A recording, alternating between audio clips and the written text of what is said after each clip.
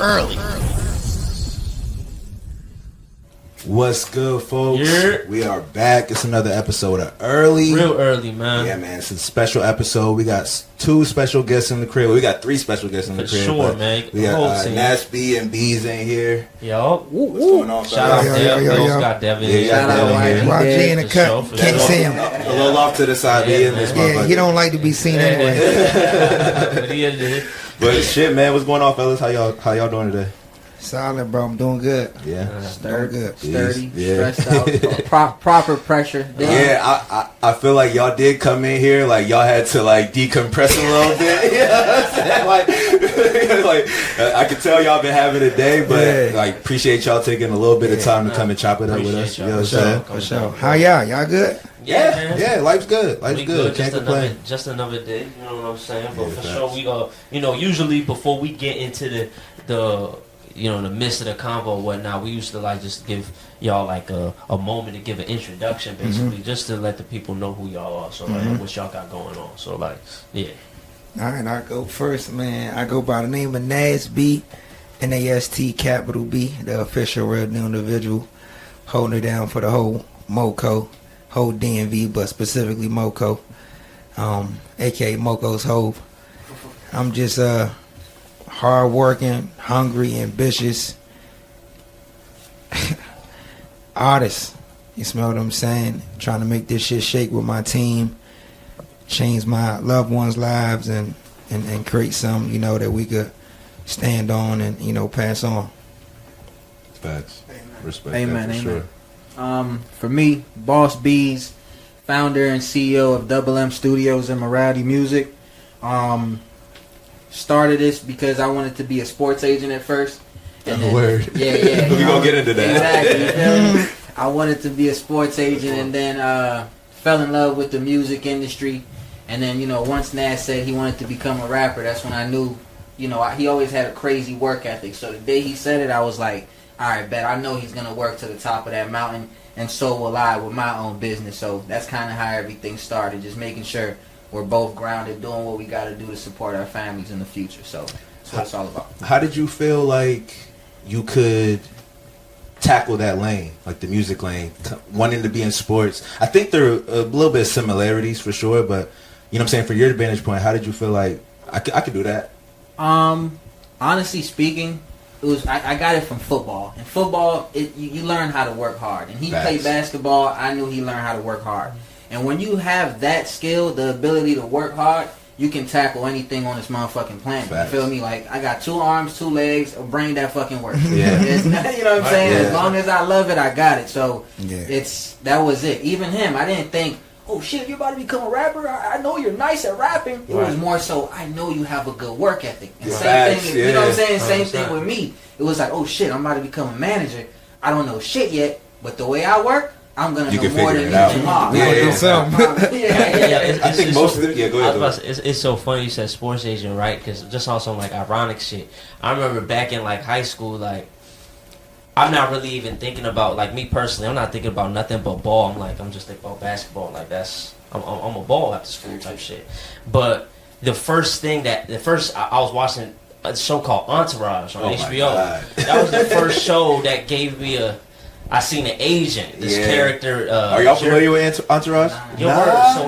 Peep it. It's fire. The actor Jeremy Piven played this character called Ari Gold, and he was an agent, and he was just motherfucking making plays. He was an agent in like Hollywood, so for like big actors. Exactly, you know right? Just getting them contracts to be in this movie and shit, like just making plays. And that was the first time I had this perspective of, I was like, you know what, like, just a motherfucker that's piecing shit up together and making shit happen.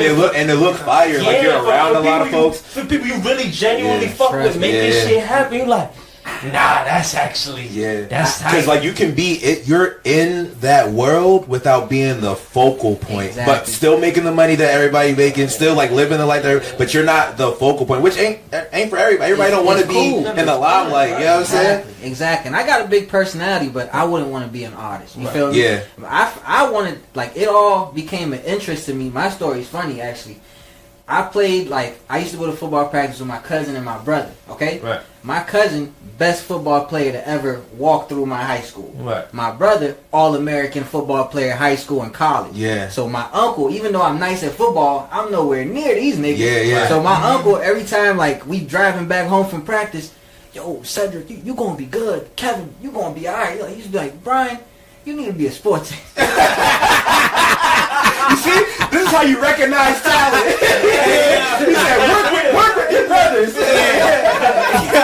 He'd be like, wow, they making this much money, you could double You that gotta, shit. yeah, you gotta learn how to manage it. You know what I'm saying? That's nice. I used to be like, man, fuck this guy. Nah. But that's funny as shit. But yo, Nast, tell me when's the moment, right? Because I think this is a pivotal moment. When's the moment when, I guess, within your artistry that you say to yourself, this is something you want to take serious in terms of, like, I can make this a career for myself, right? Because sometimes I feel like, you know, you might have other interests, or sometimes it might just be bullshit. You like, you're nice, you know what I'm saying? But I feel like that comes the moment, you know what I'm saying? Because, look, motherfucker, you got a whole team around you, and the team is not going to revolve around somebody unless there's something to believe in. So when is the moment that you on some, you know what? I'm going to prioritize this shit, and I'm going to give it my 100%, and then I can actually evaluate what's what. Because if you know, you could always be on some, oh, I ain't go my hardest. That's why, if I did, though, like, you know what I'm saying? So when did you make that decision for yourself? Honestly, bro, from the jump. Off top? Off top. Right. Like, off top, like, I was hooping at Howard Community College. Okay. I knew I wasn't about to go do the 4-year thing. I was like, because even before taking it serious, my man Tobe was rapping. Shout out to Tobe T. I was seeing him do it. He showed me how to really go from nobody knowing you to a bunch of motherfuckers knowing you. Right. So, and then like he said, just knowing my work ethic, when I decided that, fuck it, I'm about to rap. I'm not about to go finish this school stuff. I'm about to rap. I felt like what you just said. I felt like I'm about to make it happen. Right. And it took a minute. But I never lost that, like, it's gonna happen, and it still hasn't happened how I wanted it to. But I've definitely covered a lot of ground. See it bubbling. You feel me? I've definitely seen a lot. I'm way further than when I started. What time frame is this too? Like, when is this happening? This is 2017 when I decided. Wait, 2018. 2017. 2017 kill. 2017. How you know? Like, how you so sure? I'm 100% because I think I dropped my first song February 5th, 2017. How'd y'all even link? Like, y'all been locked in? Like, you know what I'm saying? We met sharing clothes. Word. I met bro 9th grade year. Somehow, some way, he wasn't even in like my friend group. Right. He used to be upstairs with like the girls for real. Right. I'm downstairs with the YNs. You feel me? But somehow, some way, we would come across each other in the hallways. I don't know how we clicked, but we clicked. Next thing you know, I got some shoes that he like. He like, bro, let me wear those. I'm like, all right, what you got? He like, you can have these. Hold up, y'all niggas didn't know each other. We didn't really know each other. And he was like, bro, let me wear your shoes. Nah, real shit. Listen. I'm gonna say this too. I'm gonna add to this story. Like, so Nast, he got an older brother that was on the varsity squad. I got a basketball. My older brother varsity squad football. So we freshmen coming in knowing niggas type shit. You feel me? Yeah. I can curse, right? Yeah, I know people. He know people. Yeah. One day, this girl that was also popular, R.I.P. Phaser, her name Phaser, she come up to me, she like, Brian, you don't know Nate? I'm like, who the fuck is that? She's like, he's one of us. Like, he's one of us. I'll never forget saying he's one of us. Like niggas know him. I was like, I bet. So I keep hearing this nigga's name. I'm like, all right, Nate, Eddie's brother, Nate, cool. Next thing you know, I see him, have a conversation with him, solid. Started trading solid. And another thing about the trading, a lot of niggas would be selfish. So let's say I'm like, yo, Burke, let me get these shoes. You like, Brooke, my bad. Damn it. You good. Alright, look. He's like, yeah, let me get the shoes, right? Right. You probably say some selfish shit like, alright, I need 2 pairs of pants for that and a shirt. Like, damn, that's not a fair trade. That's how people would play it. But Nast, he'll have some days where he like, alright, bro, you can get the shoes, just give them back 2 days later. I'd be like, damn, like, so, like, sturdy dude, bro. And that's how it really... Yeah, bro. We've been just showing each other love from the get go. Yeah. From the get go. This bro. Yeah. So tell me then, you start taking this seriously. You said from jump, so this is like 2017, 2018. Mm-hmm. But Double M wasn't founded at that moment, right? So like, one, I got like a twofold question. One, is Nast the first artist that you ever managed? And secondly, when did y'all actually, you know what I'm saying? When did you see like what Nast was on? You're like, yo, Brody, like on some full circle type moment, like, you know what I'm saying? Like, we've been fuck with each other, you know, we've been locked in type shit, but like now on a professional level, like, dang, we you know gotta take it further, man. We skipped sure. some. My bad. Yeah, We skipped get some. into the details. Yeah, okay, I like this. All right, this is how it really started. It started with him, director's cut. This is the prequel. Toby Tevez, his manager. I got him on a few of my projects. You hip the bro? Nah, I'm not hit Toby Tevez. He's raw, bro. He's like that. Bro was his manager. I was the assistant manager. Word. It was told as who we're getting behind, who we're pushing. So I was already into the music on some like when we all homies, we get in the car, we smoke, we freestyle. Right. Somehow I know how to freestyle. I'm killing beats. Right. Here and there I'll get on Tobe songs, but the attention wasn't on me. I was hooping. Right. I was just helping bro manage Tobe. Right. You feel what I'm saying? Right. Cause that was some shit you wanted to do. You like, yeah, this is Yeah, tight. you feel like- me? Nast You wanted like to being be in around the the back. music? Yeah, like I wanted Like to be in being- the background at Yeah, first. yeah. I was cool with making the plays, like you said. Like I Right. used to real live. I had this job. I was washing dishes at the Oni Bagel Bakery. Okay. I would get my check and then invest into Tobe's videos. Like Oh, word. it was real live. Really, Like really trying to push it. really Yeah, trying for to push, sure. bro. Yeah. And then, like I said, once college ended, I was like, Wait, Nah. don't forget Tobe went through like some hard life shit in that moment, so he kind of stopped making Oh, music okay. completely. Okay. So it got to a point where we're at a standstill. Like we're Right. literally like, you know, we hustle. What's like, next? Like, Yeah. literally, we need to fucking move. Right. And then one day, and this is how I know that everything started in 2017 because I had like got kicked out of my college campus at the time, and I'm living at one of the homies' crib. And Nash used to push up often. One day he push up and we just smoking and talking. And we're like, yo, what the fuck are we gonna do? Yeah, shit. Shout out, But yeah, next thing you know, he's like, bro, I think I should rap. Like, he said it just like that. I think I should rap. I'm like, nigga, let's go. Like, I ain't even wait for that. Let's go, bro. Yeah. Like, let's make this shit make sense. And then ever since that day, we've really been active. But it, like Matt said, it started off with Tobe. so when did you launch Double M? Double M. Morality Music. Morality Music was launched the same year, 2017. Because Word. when I was managing Tobe, this is very important, I was just Tobe's manager. I didn't think about having the business for myself. I just wanted him to blow up type shit. Yeah. When he went on his hiatus, it taught me I can't be by myself. Like, you know what I'm saying? Like, I need to have some. Well, you can't just have like You gotta one build a dude that Exactly. you get what I'm exactly. saying? Like, I gotta be something too, type shit. Yeah. You feel me? Right. And that's when it was like, all right, I'm not just a manager. Like I'm a nigga trying to build an actual infrastructure. You get what I'm saying? So that's kind of how that all got started. Yeah. Yeah. Nah, that's very. It's a beautiful story. No, that's very interesting. I'm curious though, like, because you were saying, so how do you go from wanting to be a sports agent to transition into the music? You know what I'm saying? Like, or we talked about that a little bit before, but like, what similarities do you see in the two? You know what I'm saying? Like, what similarities do you see in the two?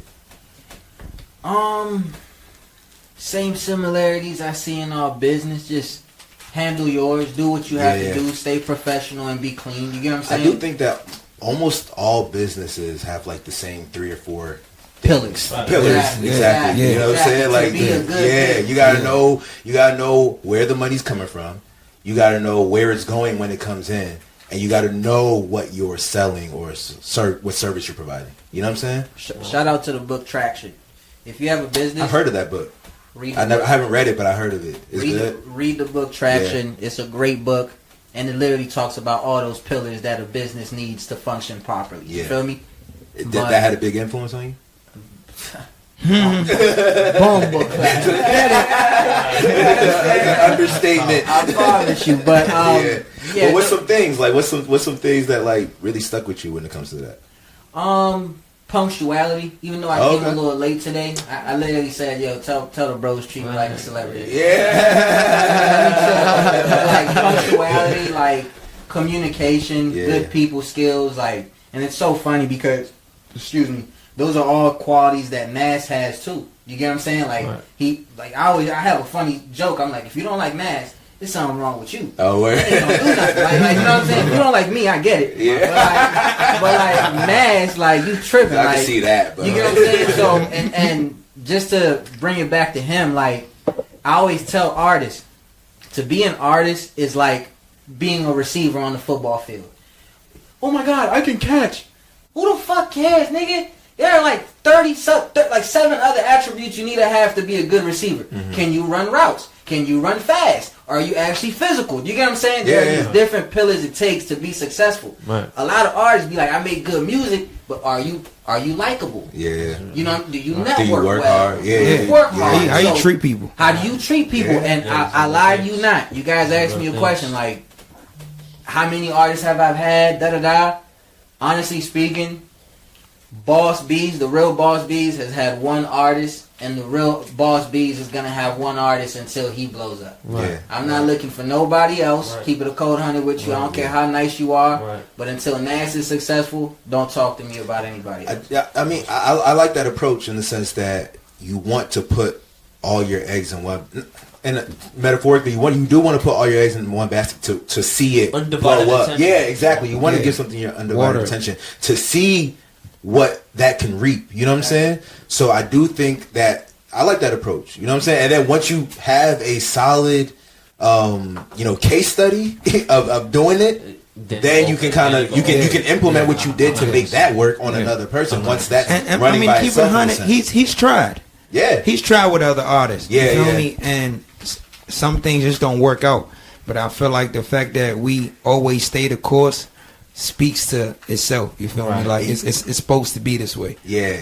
You know what's interesting though too? It's funny that you kind of compare it to a wide receiver, because I do think that there is this quality about like being a rapper that people think you're supposed to have this kind of like cool arrogance. You know what I'm saying? Like they think that that's what comes with. Like they gotta put that on like it's a jacket. The starter kit. They think it's part of the. They think it's part of the persona, or it's part of the job description. That I gotta be a little bit standoffish. I gotta be a little bit like talk to him, don't talk to me. You know what I'm saying? But the thing is crazy. Yeah, go ahead. My bad. Go ahead. Go ahead. It's crazy that you say that, because it's so right, bro. When I go into certain rooms and a nigga isn't like that, yeah, I'm like, it stand out, right? You feel me? It's like I actually like this guy. People take a liking to me because I'm the opposite, bro.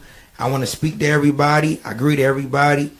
I treat everybody with super respect, bro. Like, because it's just like, bro, we all human, bro. Mm-hmm. And then that's how a lot of people real life take a liking to me. Yeah.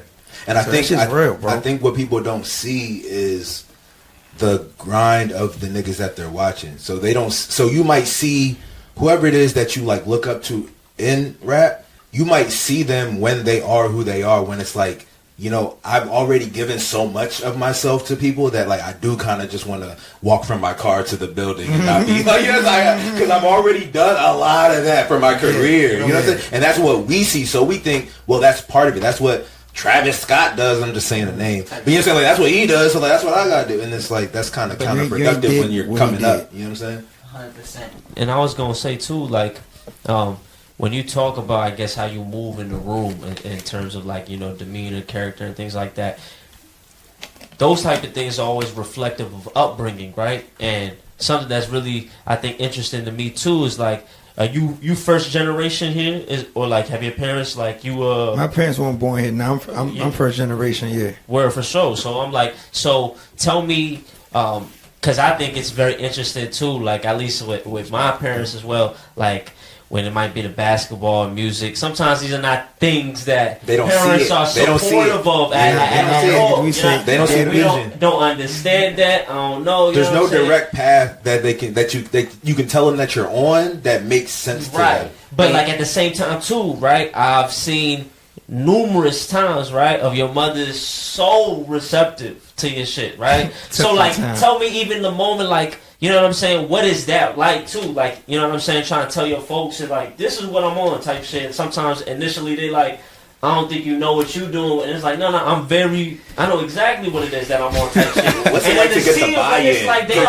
When they buy in, what's that like? I got y'all. It's crazy. Like this is super crazy. Matter of fact, now I'm about to spank y'all. Watch. Before he goes, Watch. no bullshit. Yeah. I literally remember times when Nast used to be like, about to spank "Bro, I ain't trying to cuss too much, bro. My mom be hearing this shit." I used to be like, "Bro, Bro, when I be doing shit, I be like, my mom, there's no way my mom's gonna be looking for this. Like, she support me, but she not looking for what I'm doing. You know what I'm saying? Where's the camera? Where should I point the camera? It's if I wanted to see right my here, phone. the one right by the wall. Right there. Alright, I'm gonna show the camera first, and I'm gonna pass the phone around so I can see what's happening. This was today too. Put it down a little bit. Down a little bit. There you go. Okay, up a little bit. Right there, right there, right there. Perfect. Oh, that's her? I'm weak. I'm weak. She's real loud. Yeah. She Hey, they fucking it up. She's shooting content with one of our cameramen. I'm weak. I was- You done turned Mons into a content creator. Yeah, like, I'm weak. Now I'm about to spank y'all. So listen. So when it started, it was like this, which exactly what you said. That's all African households. I come from Ghana. yeah. It's like, Right. You said Ghana? yeah, I come Nice. from Ghana. Yeah, you Bonjour. gonna go to school and get a job, and damn near pass away. Like Right. that's it. Right. So I think damn near out of my whole family, I'm like the first to take it this far on dream chasing. Like I see it how I see it in my mind, Right. and I'm gonna walk this shit down. Right. In the beginning, like I just think she wasn't receptive of it because it just looked brand new. Right. It didn't make sense. It didn't make sense. Sometimes you can hear the vision, but you can't see the Yeah, vision, you so it's can't hard see to it. really There's even nobody to refer believe to. it. There's Yeah. no There's reference, yeah. no reference, There's no no reference, reference no point. reference. Yeah. Right. At all. So I keep going, keep being consistent, keep dropping. I'm doing shows. We build the studio. Now she could come to the studio. This is in Oni though, Right. at 95 crib. Right. Early on, she's like, "Oh damn, I see you're really taking it serious." It's like Right. you didn't from the moment you said you were gonna do it. I haven't seen you stop. I think that started the belief, and then she started hearing the music. Like, wait, you can actually rap. I can't understand what you're saying Yeah. exactly, But this sounds like what I hear on the radio. yeah, like you doing something. Right. And then it turned into like I think her seeing the motion, like See how people the- receive this yeah, shit too. like damn, people taking Seeing it the serious. car, Like seeing the- yeah, you feel right. me? Then she came out to say, you know what, Nate? What you're doing is what I wish I did. I wish I had the courage to chase my dream because I always wanted to act. I always felt like I had personality. I always felt like I could sing. But I never had the courage to pursue it. I never had the direction. I never had anything I feel like I needed. So to see you doing it is inspiring me. And now I want to tell you, Nate, go ahead. Go all the way. Because I wish I could have applied myself the way you're applying yourself. So like that's really like the great. real full circle Yeah, moment. yeah. And now she was on Sacrificial Lamb. Yeah. That's the last album I dropped. We did a track where it's just for the homeland. She's speaking tree. We're speaking the language. People like the song too. Yeah. It's a good ass song. And then 2 weeks ago, I come in the studio. She's recording with my man Jamie, another Afrobeat song. She does gospel. Okay. So she comes in the studio we built, you feel me, to go record her music. And I don't even be knowing all the time when she book her sessions. Like I would tell Jamie, like, yo, my mom want to get in. They'll lock in. I walk in the studio. My mom is Is she there, there? cranking, really making a hit. Yeah. And then So she really going for it. That's up. yeah, she At just least putting in, or at least Listen. putting in the time. At least Put the putting in battery on her the back. time. so tomorrow is her birthday. She Wow. recorded the Happy song. birthday. Yeah, early, happy early, Yeah. mom. Perfect time. Look at that. Wow. 2 weeks ago, she made the song that she's about to drop on her birthday. As soon as she was done making the song, she was like, "All right, how do we drop it?" And then we was like, "Wait, slow down. Why you gotta do? You gotta get a cover. You gotta get the mix. So we gotta pass it. Like Brent mixed her song, bro. Yeah, bro. What's like funny- I'm using all my resources to help her just even see it. You feel what I'm saying? So real life. So what I sold on the phone was her taking photos and just she said I want to do some content. I'm like, okay, ma, I got you. I'm finna set you up with bro, and now she about to drop her first song tomorrow. Man, there's a lot of things I want to hit on that. Yeah, Yeah, it's crazy. Let's give it a round of applause. Shout out to Mom. Because that's tough to do. You know what I'm saying? That's tough to do, especially when you know what I'm saying, like respectfully, when you reach a certain age, like you kind of think like, oh, like those days are gone. Yeah, but I do want to ask you, did you see that in her before? Like when you were young, did you see that kind of like talent in your mom? Did you look at her that way? We definitely saw personality. Personality, Yeah, definitely personality. Mom was funny as hell. It's funny that you put it that way because I do think sometimes you can see when somebody is like gonna be good on camera or they're gonna be comfortable on, because like there's something different about people that got that like personality. Yeah, She's funny. She's hilarious. But what I realized in her, like the last few months of her really like writing the music, doing it, recording, I get everything from her. Like the personality, the confidence. Like I had to sit back and she'll wake up with a full song in her mind to the point where I'm like, damn, how you come up with this? She's like, I don't know, Nate. This is, you feel me? Yeah. So I'm like, damn. That's so real. Cause some people be like, Nance, how you just flow like that? And I'll be like, Oh, no. you feel me? Like just practice, I guess. But it's crazy. I think I get a lot of it from her, but I didn't see it coming up. I just recently started seeing it. Okay, That's interesting. You know, so we talk about how there's so many different parts that come into this. I definitely want to talk about when you first linked up with 95, right? Because I think something that's so important with, you know what I'm saying, so important with the music is having visuals to complement, right? Yeah. And the beautiful thing is, obviously, it's like, look, when you have like a whole body of work, I'm going to have a lot of collaborations with numerous different artists and things like that, but it's always dope to kind of like have like, bruh, this is like the duo. Like, hey, 95. Y'all know how y'all work. Hey, motherfucker. Right. They want us back as a duo. My man blew up. His attention started to get, spread thin. I still love my nigga to death. But yeah, for sure, I'm bitter. Shout out 95 too, because For sure. you be in the same building. I'll be working that too now. Oh, yeah. Like, that's crazy. That's crazy. But fucking, but yeah, like, talk about when y'all linked up too, because, also, like, shout out Los too, because that's definitely a way that I even got aware to you. You know what I'm saying? I don't know if it was the collab per se, but it was probably definitely through 95. Because I'm seeing, this nigga going crazy, and I'm seeing all the visuals that he's making them for, but I'm Nast. You know what I'm saying? That's how it came talk up. about when y'all linked up. 95, my brother, that's Jiggy. I ain't gonna say his government, but that's Jiggy. We from the same area, bro. From the same block, bro. So when I started making music, I think, bro, his father was a crazy cameraman. Like, was getting the footage for some of the Afghanistan wars. Was on a private PJ with Obama. Like, his father is deep in the game. Wow. So I think it was an easy handoff to Jiggy. And when I started rapping, I'll never forget. We was at this pool party. He come up to me. He like, yo, let me come to the studio with you, shoot like a little vlog joint. I'm like, you be working with the camera. This is my man. You feel what I'm saying? Like he 2 years older than me, but that's still like my bro. Yeah. Right. His crib was where niggas used to have all the parties at. So like, that's just my man outside of music. Right. But so he like, let me come shoot a little vlog joint. But he caught you off guard with that. He was like, Caught me off guard. I'm like, shit, come on, hell yeah. Right.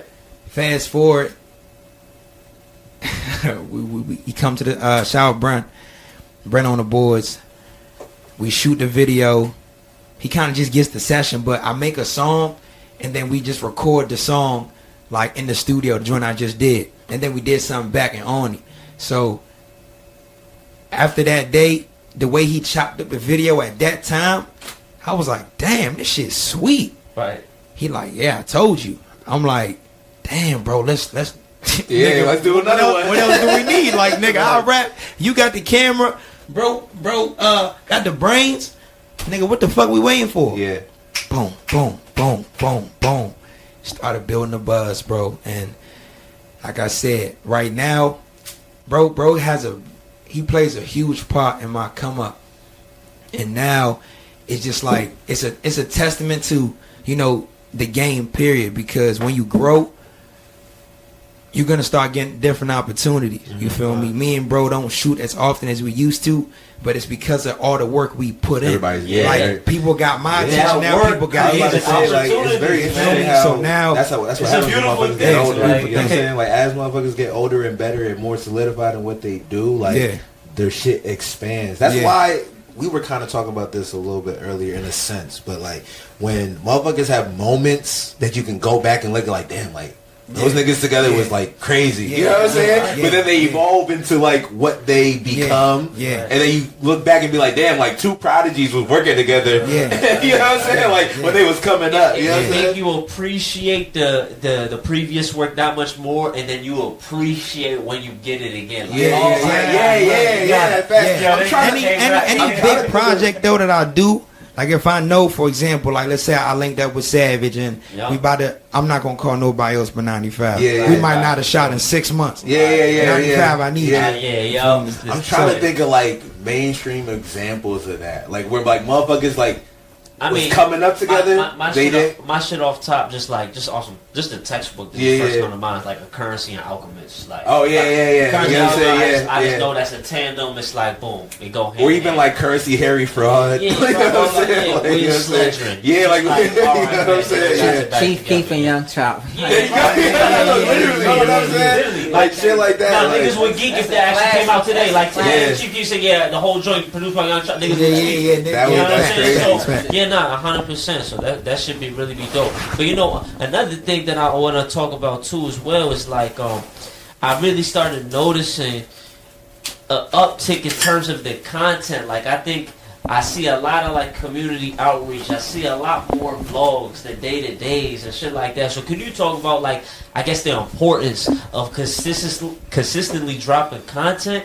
that sometimes not necessarily even music. Yeah. Because nowadays, bro, it's really the like, you gotta be doing shit. lifestyle. Like You people looking want to at see like other shit. and You know you're what I'm looking saying? at streamers. I think streamers are like literally redefining the game in terms of how, when it comes to like Motherfuckers how watching we motherfuckers digest, sleep. Like how we motherfuckers be on digest entertainment. Like sleeping on we was stream. just on short form content, heavy. Still is heavy, right? Yeah. But these streamers kind of just found a glitch where it's But you like know what's- these motherfuckers. You tune into this live, you gonna be tuned. But you in know for a what? minute. You know what really kills from my perspective is like they stream their life, so they do a bunch of shit, but they get clipped up. So like the clips of because you're literally catching everything that these niggas is doing, and sometimes like the funniest shit happens in just like little mundane moments that you don't, you know what I'm saying, that you can't really plan. You know what I'm saying? 100%. So I mean, streaming is crazy. But yeah, no, But yeah, yeah, content, you know? A stream is hours long, but it's like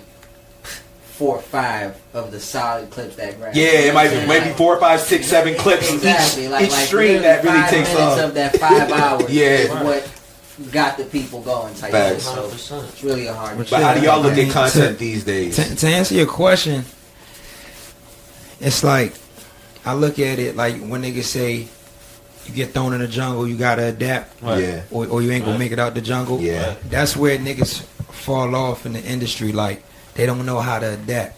Yeah. I've been The game grateful changed enough, since you feel when me, you to- came into now. And it This keeps shit done changing. changed You crazy. gotta, keeps changing. and you can't just.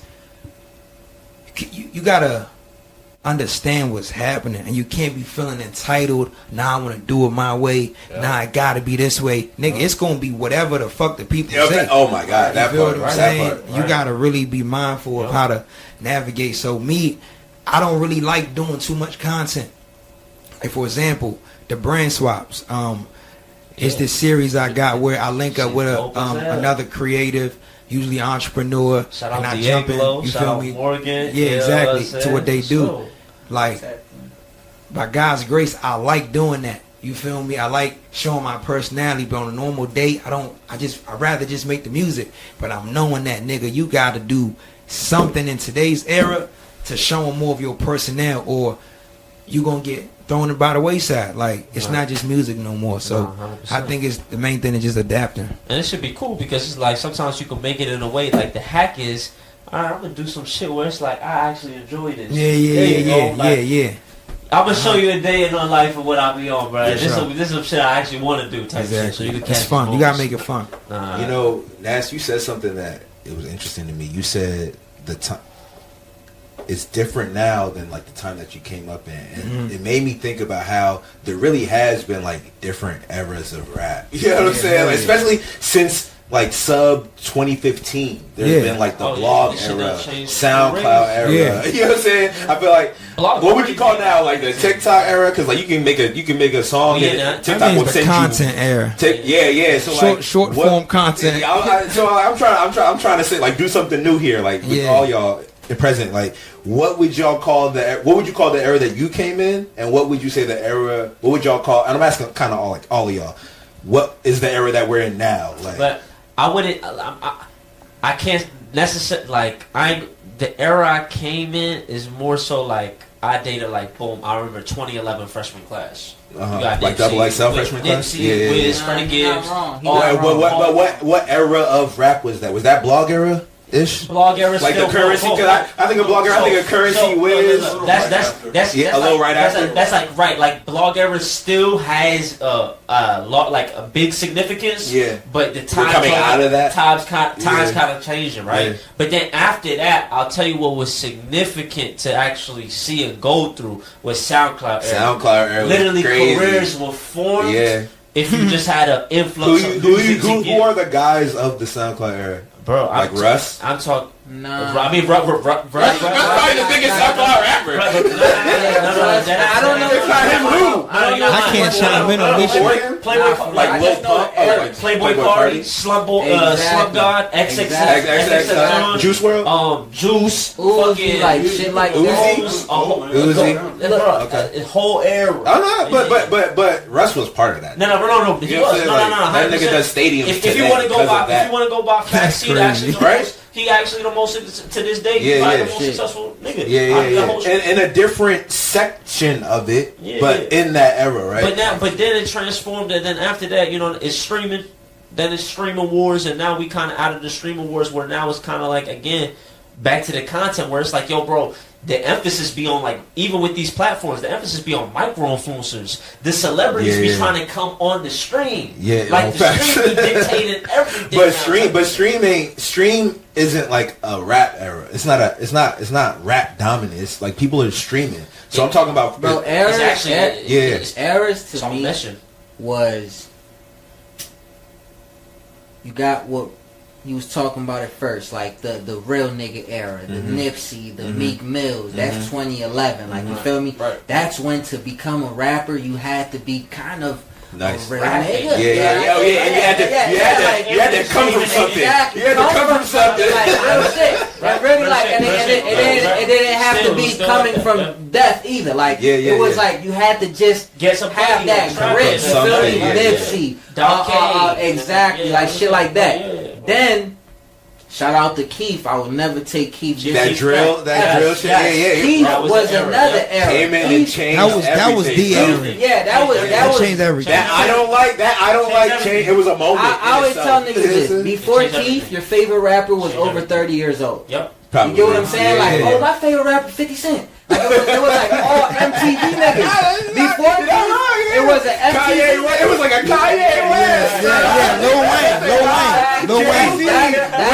That's why I will never take Chief Keef disrespect. If you go to disrespect Chief Keef, like just do it somewhere else. You don't understand what he did for his reputation. But he really turned up the teenagers. You get what I'm saying? So Chief Keef started the drill block era. Like you get what I'm saying? Yeah, you can shoot a video in your kitchen. After Keef was SoundCloud. I was gonna say, who do you think like Keef birthed? Like who was birthed from that? I mean, No, I know that, but give me some names. Like Lil Listen. Durk, like. No. I'm gonna say this. He's going to Okay. Chicago happened after. Yeah. Chicago happened after Keith. I'm not gonna lie. I would let Chicago be its own entity. Yeah. When I think of Keith, I think of Oh yeah, that shit bro. everywhere. Even you stamping your block that hard. Yeah. That's from Keith. Okay. Like I know, like there was Go-Go's and shit. Don't get it twisted. But like the whole O block, like O block or no block. Yeah. What's my block's name? Like, you know what I'm saying? Like, stop playing. Like, Chief Keef started. Motherfuckers started going to O Block just to say they went. Exactly. It was celebrities and shit. It wasn't music with Keef. Yeah, it was facts. culture. He influenced the entire 100%. nation, bro. 100%. Thank you. I Don't Like got 50 Cent and Kanye on the Big remix. facts. Nah. It was so real, nigga. When that Chief Keef I Don't Like drop, one of my homies from around my way swore to God that Fredo was at the McDonald's, like in our hood. Yeah. We like, bro, you didn't see Fredo, bro. He like, nigga, yes I did. They shot that joint near the city. I'm like, okay, bro. I guess these niggas is from DC. Yeah. As the shit started to develop, it's like, bro, they from Chicago. Yeah. You lying. You ain't see, bro. Nigga, quiet. I'm like, you feel me? Everybody wanted to claim some kind of like, you know what I'm saying? I want to be part of the moment. And notice how he remembers that moment. Yeah, facts. I remember when I first saw I Don't Like. I was in the middle of art class. A senior nigga that I was cool with, he like, yo, bro, this he next up. This is what music's gonna be. I lie to you not. Yeah. Nigga showed me the video. I'm like, this is crazy. This video costs $50. Like, every other video back there was like TV crib. Like I said, yeah. He made the kitchen videos hot. I'm telling you, bro. And then 2 years, like, and it's like it really like even though Chicago's like notorious, when you really think about it, Chicago notorious for so many artists. Different vibes. It was a completely different vibe from what they was like. Because Kanye was Chicago, and he had his moment. He even opened up a door for younger niggas because then literally 2 years later, you literally have a Bibby and Herb. Let's look back. Let's now it's giving you like it's still from the same shit as Drew, but it's like. We rapping. Let's loop it back. I didn't mean to cut y'all off. Let's loop it back to what y'all said y'all fucked with about Nast and the content he's posting now. It's not just music. Y'all seen a bunch of lifestyle shit, him and his daughter and his mom type shit, all that cool stuff. Again, that is birthed by Chief Keef. The reason we were tapped into Chicago like it was CNN was because of the lifestyle. But the way they was displaying it at that time, like, come on, bro. We know everybody from. But this is the thing. Like, I would even say, even like to even data before that though. Like, I can even say like nigga like Wiz with the data days. Like just like vlogs, like showing y'all motherfuckers like when I'm on. Now Chief Keef motherfucker would be on like on some like bro, it's on some. Y'all niggas think I'm caring about an image or caring if it's shit hot. I'm really showing y'all what I'm this is really happening. Right? But like, I think like. The vlog era, I would definitely say like it definitely dated previously, but again, I think like a Chief again with the music that it specifically was, it literally just fucking opened up everything. And you know, even Shy Glizzy, bro. Yeah, Shy Glizzy. Yeah. I'm gonna say some cool shit. I'm gonna say some cool shit about Shy Glizzy, Chief Keef era. I'm gonna tell you some cool shit about Shy Glizzy. This is some real shit. It's funny too. Shy Glizzy was the first rapper around that time, Chief Keef's heat, to diss Chief Keef and nothing happened to him. I lie to you not. At that time it was like, okay. Shy Glizzy dissing everybody. Shy Glizzy came in, he came in hot. I'll never forget. 3 million. Yeah, he came in crazy. But again, bro, like that era was. It was beautiful, bro. It started a lot. That was a good time. Because Herb, my favorite rapper. You said what?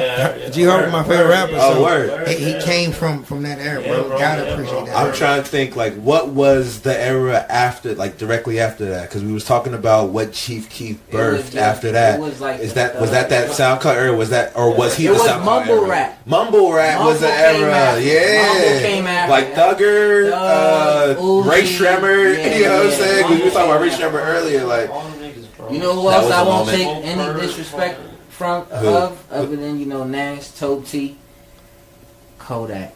Kodak? Yeah. I was about to say, that XXL cover, it was Kodak, G Herbo, Dave East, Lil Uzi, I think Lil Yachty, Denzel Curry. That's right. I damn near remember the whole joint because I was so locked in. Who was the one from that? Who was the one from that? Was that 21 Savage too? Yeah. Savage was 21 on Savage. there. Oh my god. 21 Savage had a moment too. Yeah, fucking You can pinpoint the eras on had a moment too. Yeah. Cypher was the Cypher was weird. It was who picked this whack ass beat. That's what Kodak said. He said, who picked this whack ass beat? Yeah, he did. Who do you think was the guy from that cover? Like who do you think was the one? I mean, in hindsight, That's what I'm saying. Like looking now, I think who or made even it in the the moment. furthest was probably. It depends what metric you measuring though, right? I think I was gonna say Kodak. That's why I was it's gonna an say interesting question. Kodak. That's why it's He an said interesting question. 21. 21. Probably. Yeah, because 21 He probably cleaned had his shit up the big. most. You think 21 probably had the biggest height? Yeah. But who's That Ball, bank, like that Ball. bank account. What do you think was 21's like Uzi, height? I don't know, man. Uzi Listen, might- 21. Uzi, I ain't gonna lie, Uzi might be Uzi out had there. that EXO party like EXO tour life. Uzi had that EXO tour life. It's Uzi. All my friends are dead. It's Uzi.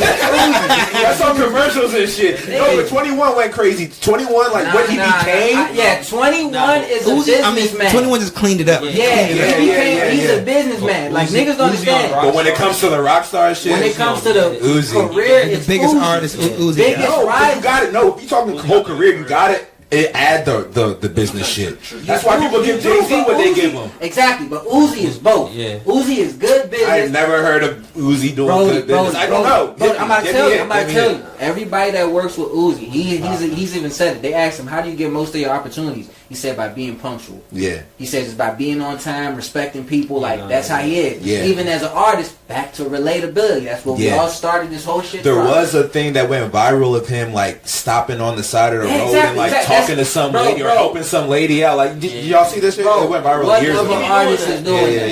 You get what I'm saying? That's facts. That's facts. People's So champ. speaking to your humility point, like he do got that for bro. sure. Yeah. People's champ, bro. That's and I mean, that's what we chasing. Bro. I mean, to be Yeah. honest, a nigga that wasn't even on that joint, to be honest, is even bigger than all this. Probably Cardi's. Cardi Playboy probably, Cardi? yeah. Cardi probably got. Like, He probably didn't make a I've couple never did he? been tapped in with Cardi. That shit I don't really crazy. know his That shit- I mean, that Magnolia was a moment. Magnolia was a moment. That's tap into ISIS. Yeah, he probably was one of the biggest ones out of the SoundCloud. SoundCloud That era shit for kind of sure. crazy. Never thought he would have did that.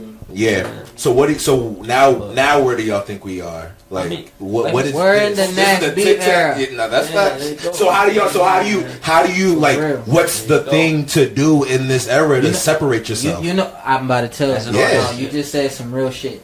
I'm telling you, bro. We are in the era of oversaturation.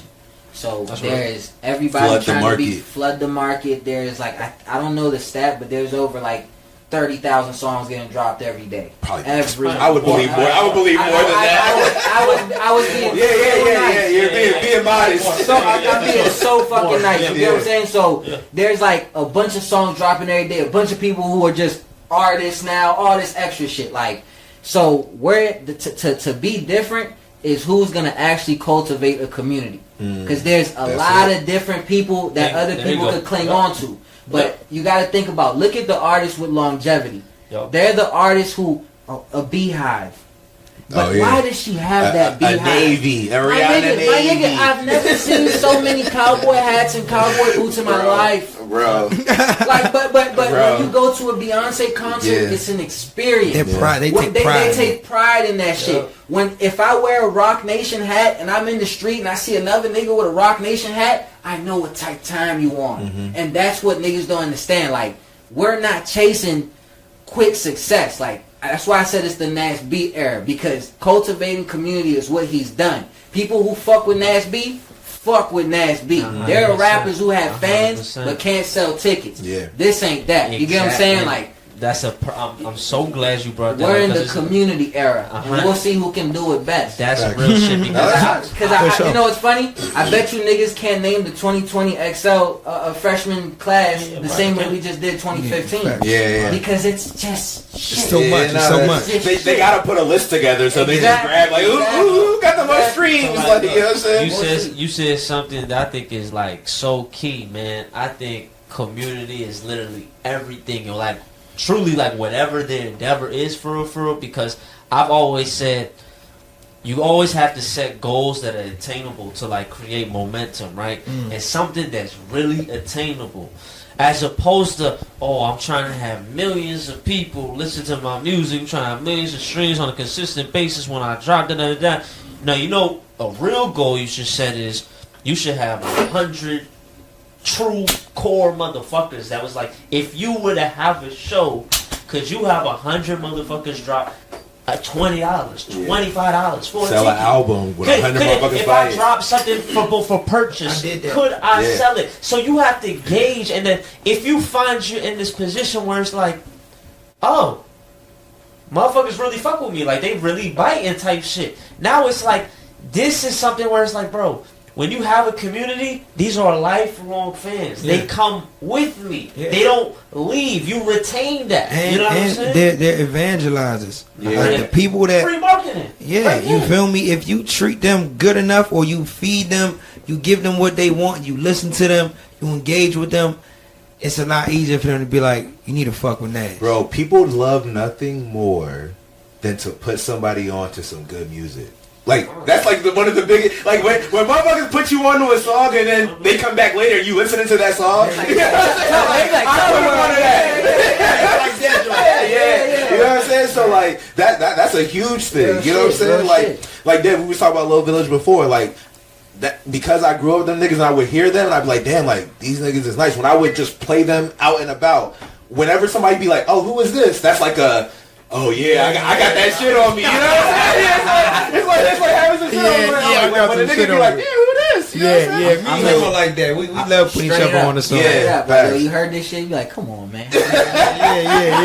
Hey, nah, no bullshit though. To make that point, you know, to add more depth to it, like even cultivating a team, which we was talking about earlier, like that's how you get a team to believe in you as well. Like it's not just the community. Like there are a lot of team members that's like, even Dennis the other day, he told me, he told you, he like, you know, he's like, Nash, yo, you really showed me, like, you really gonna be somebody type shit. Like, I gave, like, literally, he came to one of Nash shows, seen him perform, he like, god damn, like, bro really care about this shit. So that level of effort doesn't just build fans, like, it builds a support system as well. That's why we all go so hard. I have a motto, bro. If you care about it more, you can have it. Yeah.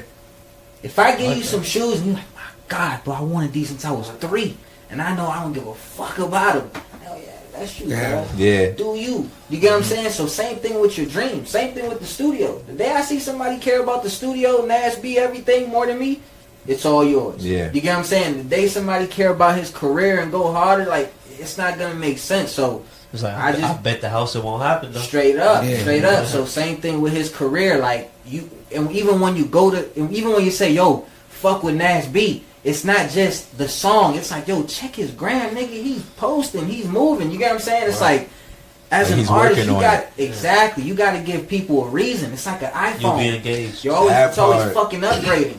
You get what I'm saying? It's not just dropping new apps. This shit is upgrading. New phones. It's funny, bro. It's funny, bro, because we mentioned earlier before how like it's almost part of the image to not be posting. You know what I'm saying? To not be like, to act like, you know, you too good to post. Like you're mysterious. Mysterious. You're like, you know what I'm saying? Like where did this guy be? Like, Dreads covering the face. Right. Yeah, but yeah, that's just crazy though. Nah, you know, damn, I just lost it for a second. Hold up. Man, I was about to say, you ever? I saw this one great clip. Yeah.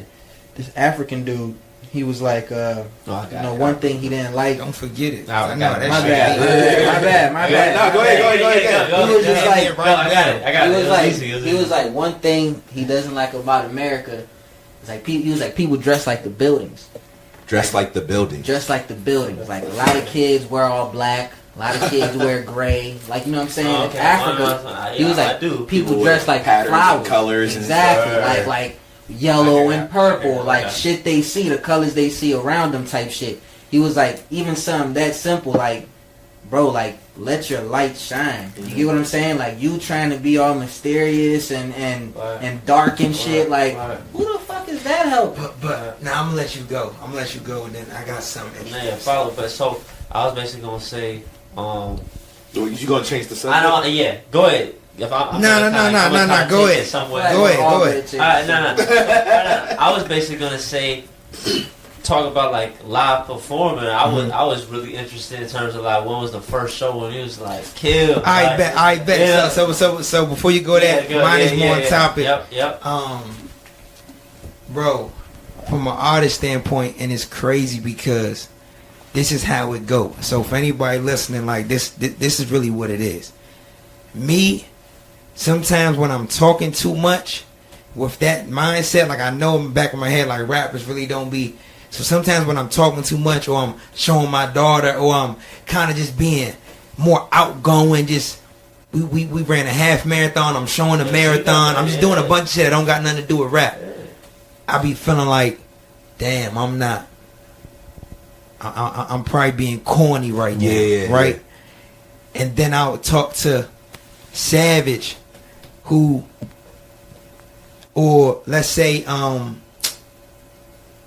it. Let's just talk about Savage. Somebody that's just really, you feel me? Yeah. And you ain't gonna see too much of that. You ain't gonna go to Bro Graham and see him running a marathon. Right.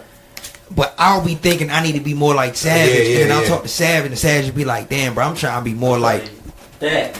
Then it'd be like, "What the fuck?" Yeah. But then it make me feel like, "Damn, maybe I should do more." Yeah, because you never really, you feel me? Right. I just feel like that's interesting. Bro. And what's interesting, something low key I've seen with Rook is that he's kind of that same way between the two of us. You know what I'm saying? Like where he's out there doing like posting about everything he do. You know what I'm saying? But and I feel that where oftentimes people will connect with you on the other thing because of the first thing. Yeah. You know what I'm saying? Or the thing that they saw you doing. Yeah. So like if they see you, Rook was on the plants and you kind of helped me get more acclimated with plants and stuff like that. But he'll post about his plants. I don't post about plants. You know what I'm saying? But somebody from the plants will be like, they'll see a post of him rapping and they'll be like, "Oh, you rap?" You know what I'm saying? You know what I'm saying? They'll be like, "Oh, and it's tough." You know what I'm saying? "Oh, you do a podcast?" "Oh, and it's tough." Y'all talking about interesting stuff? We gonna get to the live performance answer, but you said we gonna circle back, but there's more threads. You just said it's interesting. I gotta dap Brody up for this. What niggas don't know about me, I'm super into financial literacy. Bruh. Well, you feel me? Trying to build things outside of, the rap with my bread. Right. And I'm on to you, bro. You are one of them crypto. The cryptos. I'm really one of them. I sit there and I'll watch your shit. It's like I'll watch any other YouTuber talking about, you feel me? And I ain't gonna lie, there's times where I'll be like, I wonder what price bro got in that. Like, I wonder how early, how sneaky this nigga really is. I wonder how leveraged he is. How many millions do you really got, nigga? You're making a sneaky plays. I say that to say, I saw that, and it made me fuck with him even more. Yeah. And then I found out he rapped. I'm like, oh shit, bro really be talking about the cryptocurrency in the rap. But it took the crypto knowledge for me to really want to dive in deeper into what he got going on. So because it speaks to your point about there's a thing about showing the other shit that will bring people in because of that. Yeah, you know what I'm saying? Like, and they might look at the other thing and they might look at the music, they might look at whatever other facets you got going on and be like, oh, I fuck with that part of him too. Or they might leave it alone, but like, you never know. You never know. You didn't know that I felt that way, did you? Nah, wasn't at all. See, so you never know why somebody really tapped in with you. Yeah. So so now let's get back to the live performing. Like how is that for you? I know I want to know like exactly like the first moment. Me and this nigga, this my real man right here. When he talking with it or some shit? Not even. I'll tell you. First moment that shit was really like on something like you looking at this shit like, yo, bro, like all these motherfuckers really out to see me perform, and to comparison to the motherfucker the first time you actually performed. Alright, so the first time I ever performed, bro, and I told this story the other day when I announced the Live Nation partnership. Yeah, man. But we'll get there. I talked about how my first performance, I paid $1,500 to perform on the Fillmore stage.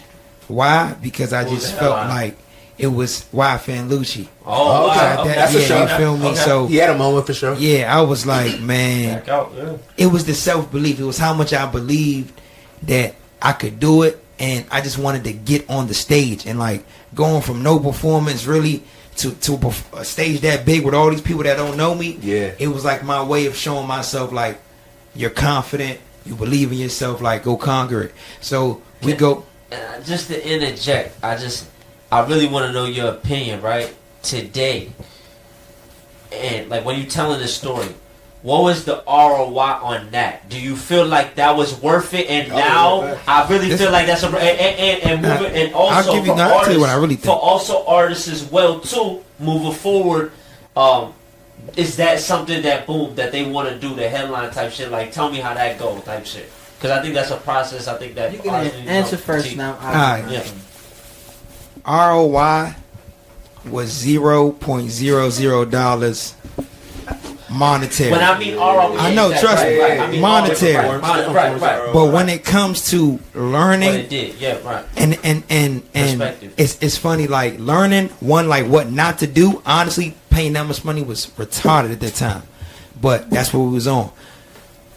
I learned what not to do, but then every time I would perform in front of a bunch of motherfuckers that didn't know me at that time, some people would be nodding their heads, but some people would just be like, man, when's YFN coming out? You feel me? When is he coming out? Yeah. But then I would take that, and that drive, like that, you got me fucked up, would give me like another 10 months of consistency. And then I'll need another moment to turn me up. So I'm glad, I'm happy I did all that shit, bro. You feel me?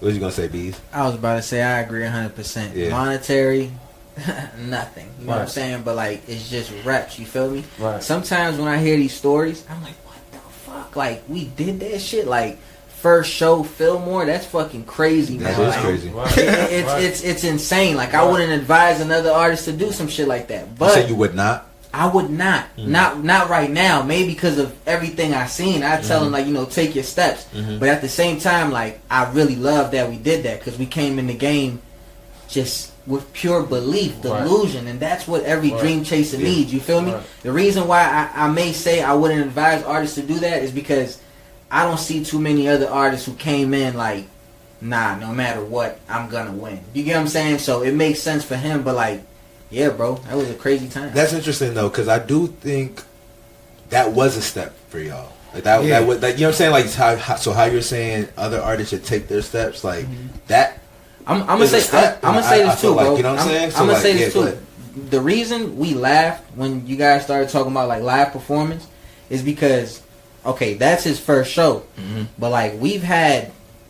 You know how like when you first roll up your first time, you probably pearl the shit out the J, and then your next couple times, it's like, I can't do it like the first time. Yeah, like what the fuck? Like I hit the joint like the first time. Now I'm a rookie. It's like, that beginner's luck type shit. Exactly. So we landed that, but then every other show, bro, we paid $200 perform in front of 4 people. Drive 3 hours to Philly to perform in front of 3 people. Shit like that. And I'll say this. Every single time, bro, he performed like he was at the film. The way y'all gonna be at the show on the 22nd. I don't have to say nothing. No question. When you see him perform, just know that's how he was performing in front of 4 people. And that's what I mean about like get your reps up, be humble, do what the fuck you gotta do. You feel me? Because it's all part of the story, bro. Like 1000%. But that's part of the ROI. I second that. No facts, because I do think there's some value in having a great experience the first time, because then you're always chasing that. You're always like, damn, I need to get that again. And when you and you think every other time is gonna be like that, and when it's not, it's like, well, maybe the next one will be like the first one. Maybe the next one will be like the first one. It's like gambling. It's like dating. Yeah, bro. It's like every part of the story. It's like I've won before. I want that feeling again. Exactly. That's literally a tactic. Even when you start dating, honeymoon phase shit is so fucking at peak. Now throughout now it's regular. It's bland. It's old. And the theme of the arguments is how do we get back? How do we get back to that? Yeah, it's like your little bit of crack. So you get addicted type. Damn, that's life though. That's literally what life is. It's like chasing those moments of extreme pleasure over and over again. But Pete, like right, so I mean that moment does come. So talk about your first headline show that you did do, and then the follow up, talk about your show that you got upcoming. I can't. I feel like my first official headline show was RDI Nights. That's all I was about to say. I was about to say, please just talk about RDI. All right. Okay, so RDI. Hey, let me talk about my experience. That shit was fucking lit. I remember. Which one you come to? I came out to the one where you had Uncle John. And Okay. Yourself, That's tough. And it's like That was two. That was the second one. You know, so I came out to that joint, but like still, bro. Like to me, like also like. Never mind, even from performances aside, it's like even just see the receptiveness of the people. Yeah. Motherfuckers came out. Yeah, like it was an RDI night. People came out. You know what I'm saying? And like yeah. people like, and in terms of like the marketing and the pushing and all that type of shit, like people were really receptive to that. So like like talk about this at RDI. All right, so leading up to RDI nights, I've always like when a nigga book me or invite me to come perform. I pretty much can always engage the crowd in a way where like they might not have known me, but leaving out, they definitely know who I am now. Right. So I think I built my confidence through just, the reps like he said.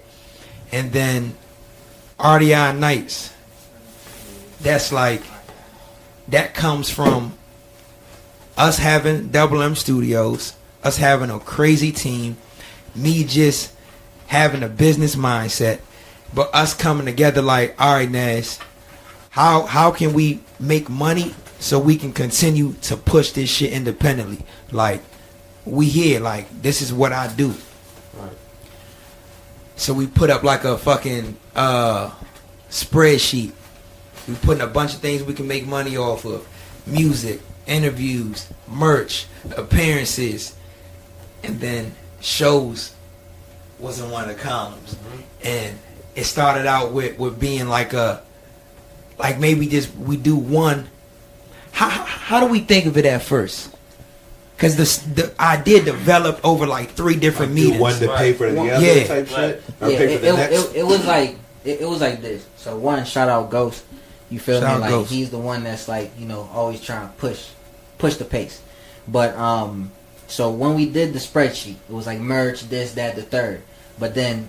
And we kind of calculated how much money we would make off each. Yeah, like monthly. We're trying to get some monthly revenue. And the one that made the most money was the show. Mm-hmm. So it was always like it was always like part of our intentions to keep that jank going. I got it. You feel me? Mm-hmm. And then once the show idea was locked in, we really started thinking about how I'm damn near the perfect person in this community to run the play. Like I've linked with a good amount of niggas that are doing their thing. Like I've built genuine relationships with people. Right. And I'm doing my thing as well. Right. So we like, bro, let's start doing some shows. Let's start our own show. We gonna book whoever we gotta book, and we gonna get the back end on the tickets. Right. Real live. I got my man doing the contracts. I got my man doing the marketing. Bro behind the whole play. We got a street team, and then I'm just reaching out to certain artists that I know I fuck with. Like, yo, bro, how much you want to perform? I don't even want no free shit. Right. How much you want to perform? Just off that, niggas like, damn, okay, I want this. I'm like, say no more, we're gonna put it together. Yep. At that time, we don't even really have the bread. I'm just telling folks that we gonna get you. Plan around it. Yep. Now it's time to get to the money. Book the artist. The artist comes. Contract signing, like the whole joint is like official tissue. Now we're promoting the show. We don't really know. I'm talking about the first one specifically. We booked Big Flop and Lil Zelly. Long live my man Lil Zelly. Fast forward to the night of. The goal is to sell 100 tickets. That's like technically selling out. Yeah. I swear we do like 210. Jesus. That when I'm on the stage, when it's time for me to perform, Zelly went. Shout out to openers. We had a bunch of openers, and then Zelly went, and then Flop went. We did our song, and I came out. It was such a crazy moment because the motherfucking Twin Valley, and they do events there all the time. That was the first time it was packed out from front to back. I'm standing on the stage like, damn, bro, we really just sold out. That's like crazy. We really just went from a thought, an idea, a spreadsheet. To now it's here. Real manifestation, like real, like it's here. Like y'all really came out for this event. It's my brand, my team. We did this. Like It was damn near all the confidence we needed, bro. Ended up doing 5 that year in 1 year. Yeah. So each joint out. Jamon. Each joint out. 5 for 5. Yeah. So that shit's crazy, bro. Hey, that shit's crazy. That That is RDI crazy. nights, I just told Dev, that shit was like, I had my son 3-4 days before that. Oh shit. Yeah. Damn. So, yeah. So like I remember my girl was real live bedridden, all that shit, and I'm literally like going to RDI nights. That night after like that whole, she was in labor for 12 hours. So that shit, bro, I've gotten tatted for 7 hours. It didn't feel as painful as watching her go through that for 12 hours. So I remember like I just so down, bro. That night, I swear to God, just like we were talking about, like that beauty in the beginning type shit that keeps you going. Most beautiful night on planet Earth. Like I remember, bro had to pull up on me, like, bro, what the fuck just happened? Like, That shit was like, unbelievable. From performing in front of niggas, like doing this, bro. Yeah. We've tried so many things. Like Yeah. it's been times, like say Nast is performing, and you gotta understand, people are reactive. Like, so we'll have 10 of the homies pull up. And we'll tell them, like, no, y'all not going to be on stage. Y'all going to be in the crowd, but, like, fake spread out. You feel me? When he starts performing, just go crazy. And then you'll see, like, People in that area. Yeah, You know what I'm saying? like imagine premeditating that, like really, like we're really trying to make Yeah, this. you gotta create the thing that you see. You gotta create I'm it. going to say this, too, bro. Like, one thing, again, I liked about Kodak and Chief Keef is that some people, the industry makes you who you are. Yeah. Then there are other people who just have the love of the masses, and you cannot be ignored by the industry. Bro, you know what's so crazy? Because just briefly going back to that Chief Keef era, the thing about it is that, like, He was almost forced onto me by my homies. You know what I'm saying? I was like, because when it comes to rap, I like lyrics. You know what I'm saying? And I didn't hear it from Chief Keef, but like he was played so much that I'm like, I can't help. Gucci Mane too. Like I'm like, I can't help but like those that tap my foot to the shit, and then because I'm hearing it so much, I'm tapping my foot. After a while, I'm like, you know what? This shit is hard. You know what I'm saying? Like that. Sometimes it is that influence from the people around you that makes the shit grow on you and then stick with you. And those that last in any business on planet Earth serve the masses. Yeah. Uber is a business for the masses. Amazon is a business for the masses. And you got people that will still be like, they'll act like, I don't use Uber or whatever, but like it'll catch you in a pinch where you like, you've heard about it so much that's like, damn, like let me call Uber. Like when you in a real pinch, you're like, shit, like people be talking about Uber, let me call that. You know what I'm saying? I have every form of fucking Uber. Look, no bullshit though, but back to Nast, like I be trying to help people understand, like that's what we're chasing. Like that's the value of building community, like gaining love from the masses. Look at what we accomplished. Like you feel me? Like I was just telling him his most recent post when he announced the Live Nation collab. I was like, it got a lot of love. And I was like, you see, bro, people want to see you succeed. People want to see you take steps forward. We all want to see what the new iPhone 17 is going to look like. Do you get what I'm saying? Like, it's an upgrade. It's a refresh. Exactly. Like, we want to see you move forward. So it's like, and you've gotten that by being good to the people. One day, bro, you will be undeniable. And not because somebody made you. It's because the people pushed you. You don't want to fuck with them. To dive more into his point, so it went from, like you said, RDI nights, that first performance, to what we're about to do with Live Nation. Right. I feel like that's real important because I think a lot of artists or people in general might look at my come up, or like let's just say my Instagram. Still don't have 10,000 followers.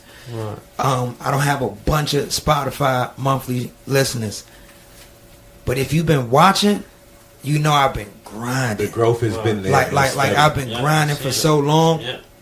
To the point where it's like when opportunity comes, even though I don't have all these accolades, it's like they still feel like it makes sense. You feel me? They still feel happy for me. Like, nah, this is supposed to be happening. Like, nigga, go do you. So you gotta work, bro. At this point, bro, is like on some nobody will be surprised. Yeah. You know what I'm saying? Niggas would be like, yeah, Yeah, like it was supposed to been happening. It's almost like watching a TV show. You know what I'm saying? Like you just like this is the next episode. This is the next episode. This is the next episode. Like you just watching You it. seen it? You been tuned in? Unravel. Like, yeah, bro, 100%, bro. But yeah, so like, I guess just talk a little bit more about this Live Nation collab that you got going. You got this big show at the DC9. Or, Yeah. So, yeah, talk about that. So I'm damn near signed to booking agency called Mac Agency. Yeah. And we not official tissue on dotted line, but I'm sure that's right around the corner. Mac Agency, You feel me? crazy shit, selling out what? Yeah. Sexy Red and Yeah. Okay, so you've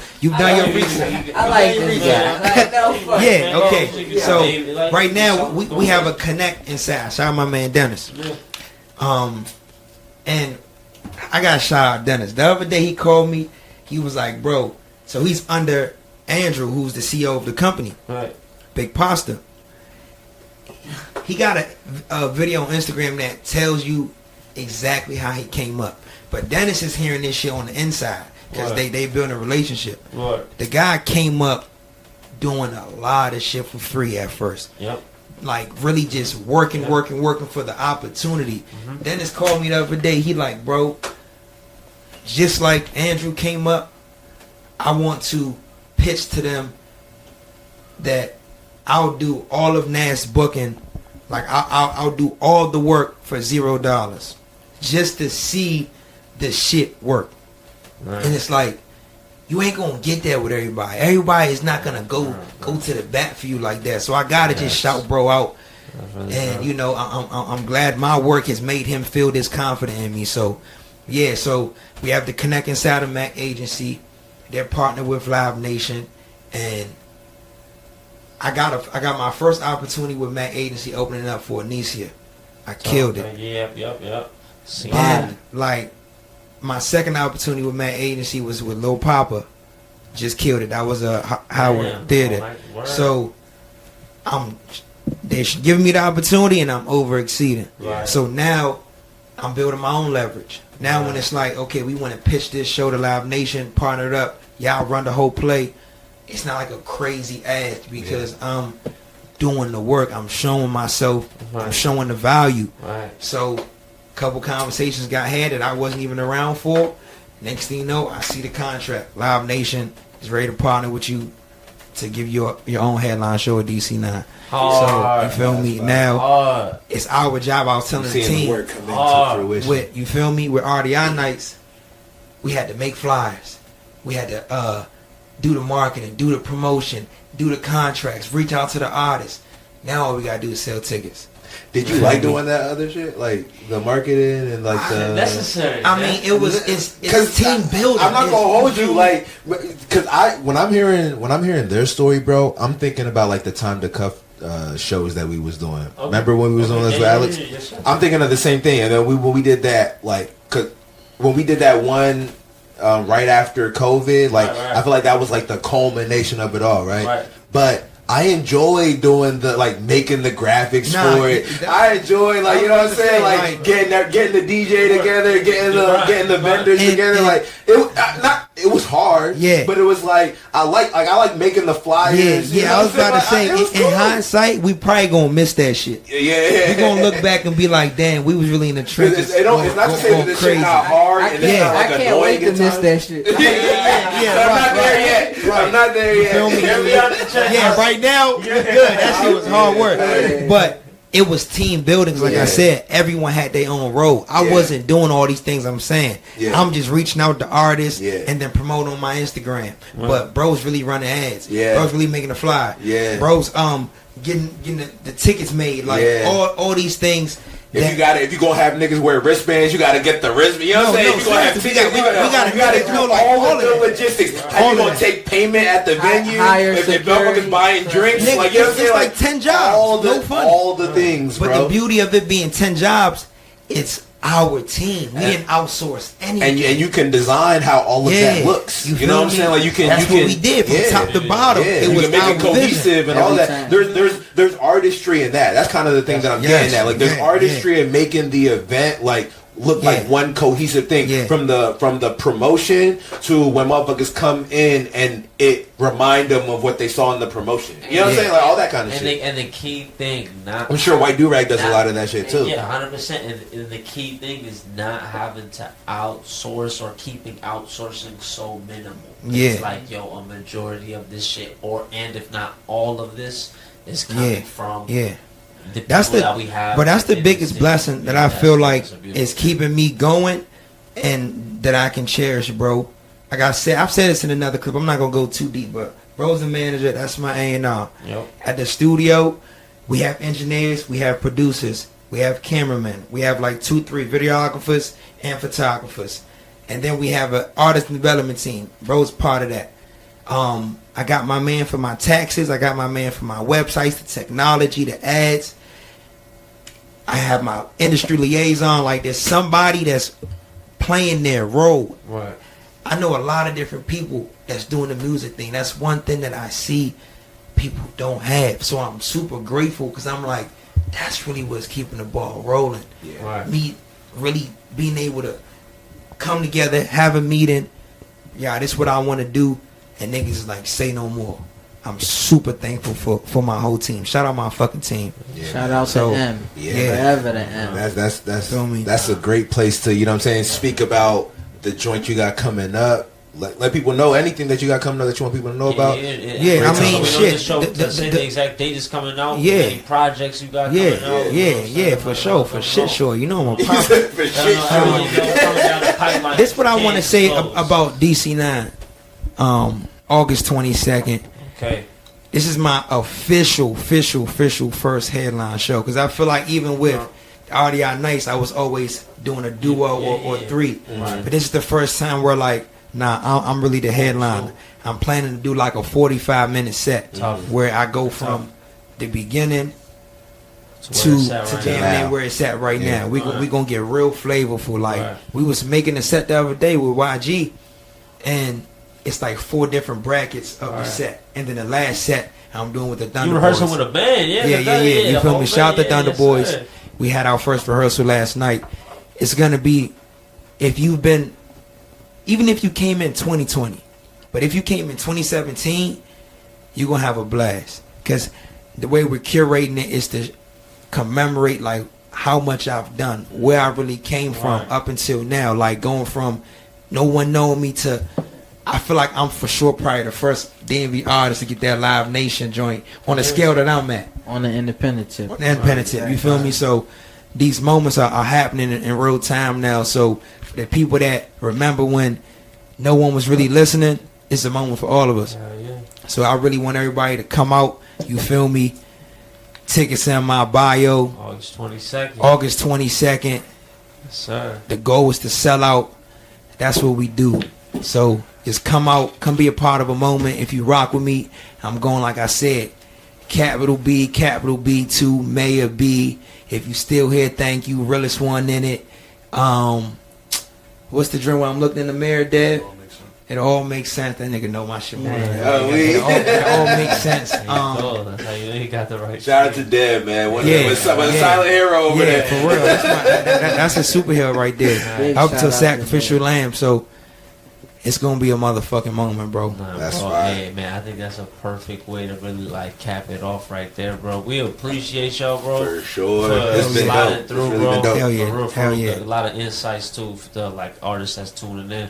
But let the people know where they can follow you, where they can tune in. You know what I'm saying? If they're not already. Shit. NASTB __ NASB everywhere for real. Okay. Beez. Boss Beez, BOSSBEEZ _ Double M Studios, just how it sounds, spelled double M and then Studios _ Tap in. Cool. Real shit. As far as the studio, if you're an artist, you serious about your shit, and you actually need development, you actually want help taking these steps forward, whether it's in content, music, whatever the fuck you can think about. That's what we do. You feel me? Everything that we just talked about, Nast B, the point of the studio is to duplicate that for other artists who are serious. Oh, yeah. For sure. And the proof is in the pudding. Hell yes. Yeah, proof is in the pudding. Appreciate So y'all August 22nd, having us. yo. Yeah. Yes, sure. August For sure. 22nd. Yeah, man. Live Appreciate y'all Nation. boys. Yeah. If you rock with me, you're going to be there. There you Facts. Facts. Appreciate y'all boys coming through. If you having us. haven't subscribed to the channel, make sure you do that. And we'll see y'all next time. Early. Yes, sir. Early.